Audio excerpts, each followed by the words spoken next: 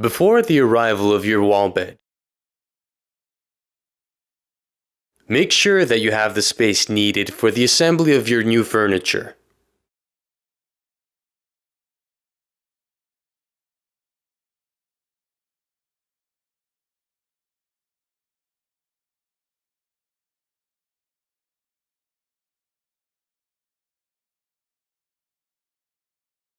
Raise any suspended light to avoid damaging it.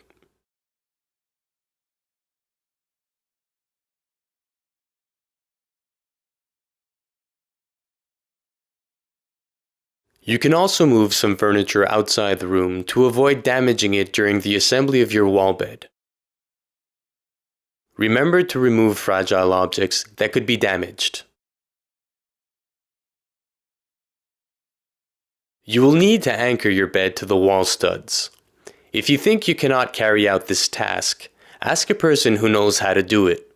It only takes 10 minutes. Plan to cut the baseboard at the bottom of the wall where you will install your bed.